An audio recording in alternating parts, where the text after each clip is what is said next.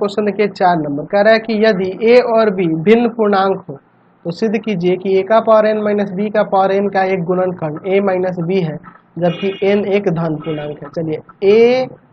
का power n minus b का power n, एक काम करता हूँ a का पावर n को मैं ऐसे लिख सकता हूँ a minus b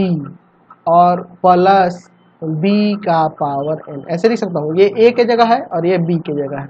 a plus b का पावर n के रूप में यह हो गया। अब इसका विस्तार करेंगे, प्रसार करेंगे, इसलिए ऐसा लिखा है ताकि b से b कटेगा तो फिर तो वही आ जाएगा ना। चलिए अब इसका प्रसार करते हैं, क्या आ जाएगा nc0 a माइनस b का power n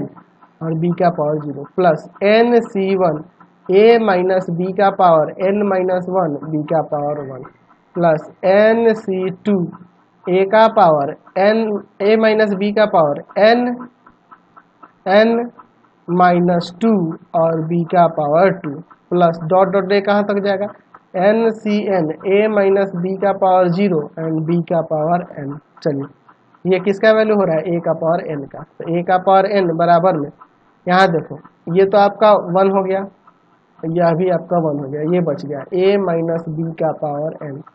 plus nc1 a minus b का power n minus 1 into b plus nc2 a minus b का power n minus 2 into b का पावर 2 और प्लस में डॉट डॉट डॉट ये कहाँ तक गया ncn, तो ये 1, ये भी आपका 1 बच गया b का पावर n, तो ये b का पावर n होगा, इधर लाते हैं तो a का पावर n माइनस b का पावर n हो जाएगा। ये समझ रहे ना, ये जो बच गए, ये जो बाकी टर्म बच रहे हैं इसमें से a माइनस b कॉमन कर लेते हैं तो एक एक पावर कम हो जाएगा, a माइनस b का power n minus 1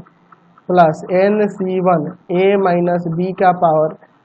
n minus 2 into b plus nc2 a minus b का power n minus 3 into b square plus dot dot dot ये कहाँ तक चले जाएंगे इसके एक पहले टर्म तक। ठीक है, अब देखिए यहाँ पर हम लोग देख रहे हैं यहाँ a का पावर n माइनस b का पावर n बराबर में a माइनस b इंटू, मैं इसको k ले लेता हूँ, लिख दूंगा जहाँ k बराबर क्या है a माइनस b का power n minus 1 plus nc1 a minus b का power n minus 2 into b plus nc2 a minus b का power n minus 3 into b cube और प्लस डॉट डॉट डॉट आगे ये term दिए गए हैं। ठीक है,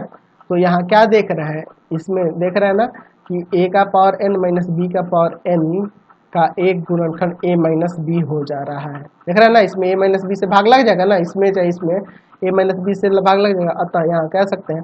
कि a का पावर n माइनस b का पावर n का एक गुणनखंड a माइनस b है जहाँ n एक धनात्मक पूर्णांक है, पॉजिटिव इंटीजर है, धनात्मक पूर्णांक है। लेकिन हमें साबित करना था, समझ गए। चलिए नंबर 5